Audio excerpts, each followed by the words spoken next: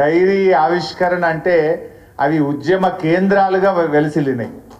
ఒక్కొక్క డైరీ ఆవిష్కరణ పేరిట టీఎన్జిఓల డైరీ ఆవిష్కరణ, లేకపోతే హౌసింగ్ బోర్డ్ డైరీ ఆవిష్కరణ, AP public service commission diary ఆవిష్కరణ, ఇలా రకరకాల డైరీ ఆవిష్కరణలు పెట్టి తెలంగాణకు జరుగుతున్న అన్యాయాలను ఆ వేదికగా బయటకు తీసుకురావడం, తెలంగాణ వాదుల్లో ఐక్యత పెంచడం, తెలంగాణ ఉద్యమానికి ఊతమిచ్చే విధంగా గతంలో డైరీ ఆవిష్కరణ కేంద్రాలు ఉద్యమానికి గొప్ప ఊతమిచ్చాయి.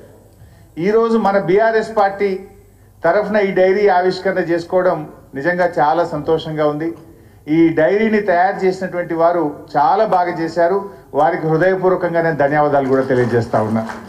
అదొకసారి ఇలా తిప్పుతూ ఉంటే డైరీలో ఆనాడు మన 14 ఏళ్ల ఉద్యమ ప్రస్థానం అంతా అక్కడ కనబడతా ఉంది. ఏమేమి జల పోరాటం కానీ, మన మిలియన్ మార్చ్ కానీ, సాగరహారం కానీ, కేసీఆర్ గారి మొత్తం లిస్ట్ అంతా కూడా అక్కడ ఒకసారి కళ్ళ ముందు కదులుతూ ఉన్నది. అదేవిధంగా ఇంపార్టెంట్ డేట్స్ కానీ, మన పార్టీ సాధించిన విజయాలు అన్నీ కూడా చక్కగా తయారు చేశారు. పార్టీ ప్రతి నాయకుడు కార్యకర్త కూడా ఈ డైరీని తన వెంట పెట్టుకోవాల్సినటువంటి అవసరం ఉంది. అది ఉన్నదంటే మొత్తం మన పాత జ్ఞాపకాలన్నీ కూడా గుర్తొస్తాయి. చాలా చక్కగా ఈరోజు డైరీ ఆవిష్కరణ చేసినాం. నాటి డైరీ ఆవిష్కరణ కేంద్రాలు ఆ రోజు రాష్ట్ర సాధనకు ఉపయోగపడితే, నేటి డైరీ ఆవిష్కరణ మన తెలంగాణ రాష్ట్ర అభివృద్ధికి, తిరిగి బీఆర్ఎస్ను అధికారంలో తెచ్చుకోవడానికి, ఈ ప్రజల పక్షాన మనం నిలబడడానికి ఇవి ఎంతగానో ఉపయోగపడతాయి.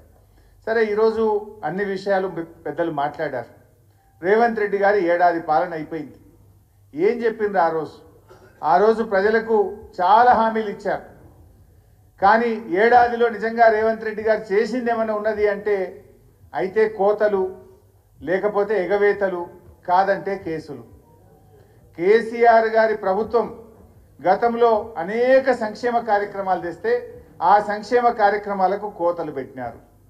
కాంగ్రెస్ పార్టీ మేనిఫెస్టోలో చెప్పిన వాటిని ఎగవేతలు చేస్తూ ఉన్నారు. ప్రశ్నించే వారి మీద కేసులు పెడతా ఉన్నారు. ఇంతకు మించి రేవంత్ రెడ్డి సాధించింది అయితే ఏమి లేదు. ఎగవేతలు అంటే గుర్తొస్తా ఉంది. ఆ మధ్య మా రసమై బాలకృష్ణ నన్ను మానకొండూరు పిలిచిండు. నేను ఆడికి పోయి, రేవంత్ రెడ్డి నువ్వు రుణమాఫీ ఎగ్గొట్టినవు, నువ్వు తులం బంగారం ఎగ్గొట్టినవు, రైతు భరోసా ఎగ్గొట్టినవు, మహిళలకు మహాలక్ష్మి ఎగ్గొట్టినవు, వృద్ధులకు 4000 ఆసరా పెన్షన్ ఎగ్గొట్టినవు, ఇవన్నీ ఎగ్గొట్టినవు నాయన. నీ పేరు యనుమల రేవంత్ రెడ్డి కాదు, నువ్వు ఇప్పటి నుంచి ఎగవేతల రేవంత్ రెడ్డివి అన్న. అరే, ఎగ్గొట్టిండు అంటే కూడా తప్పేనా? ఇది అన్నందుకు ఆడ మానకొండూరులో నా మీద పోలీస్ స్టేషన్లో కేసు పెట్టారు. ఇప్పుడు నోటీసుల మీద నోటీసులు వస్తున్నాయి నాకు, రా పోలీస్ స్టేషన్ కానీ. ఎగ్గొట్టిండు అంటే ఇది తప్ప? నువ్వు ఎగ్గొట్టింది నిజం కాదా? నువ్వు కోతలు పెట్టింది నిజం కాదా? ఇదంటే రేవంత్ రెడ్డికి కోపం వస్తూ ఉన్నది. ఏం చేసినావు నాయన నువ్వు ఏమన్నా అంటే పబ్లిక్ డైవర్షన్. ఇలా కేటీఆర్ గారి మీద కేసు పెట్టి, ఒక అక్రమ కేసు పెట్టి అన్యాయంగా ఇరికిచ్చే ప్రయత్నం చేసి ఒక పబ్లిక్ అటెన్షన్ డైవర్షన్. దీనికంటే ముందు లగచెర్ల రైతులను అరెస్ట్ చేసి 15 రోజులు లగచెర్ల పేరు మీద డైవర్షన్ చేసినావు. దానికంటే ముందు అల్లు అర్జున్ పేరు మీద డైవర్షన్ టాక్టిక్స్ చేసినావు. దానికంటే ముందు తెలంగాణ తల్లిని మార్చినా అని చెప్పి దాని మీద 15 రోజులు డైవర్షన్ టాక్టిక్స్. టీజీని టీఎస్ చేస్తున్నా అని ఒక డైవర్షన్ టాక్టిక్స్. తెలంగాణ ఎంబ్లం మారుస్తున్నా అని డైవర్షన్ టాక్టిక్స్. ఇవి తప్ప నువ్వు అసలు ప్రజలకు చేసింది ఏమన్నా ఉన్నదా? నువ్వు ఇచ్చిన హామీలు అమలు చేసింది ఏమన్నా ఉన్నదా? కేసీఆర్ గారు పెట్టిన సంక్షేమ పథకాలు, కళ్యాణ లక్ష్మి, ఈరోజు చెక్కులు పిల్లలు పుట్టినాక వస్తున్నాయి. ఆ రోజు ఏం చెప్పిండు?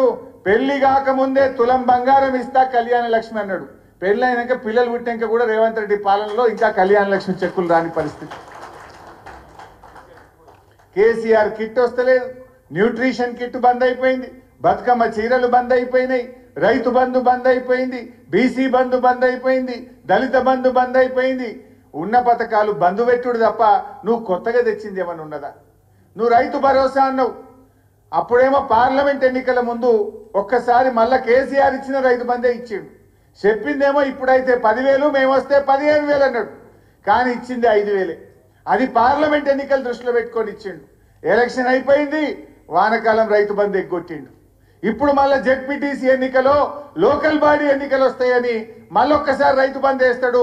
ఎలక్షన్ అయిపోయాక మళ్ళీ ఎగ్గొడతాడు ఎగవేతల రేవంత్ రెడ్డి.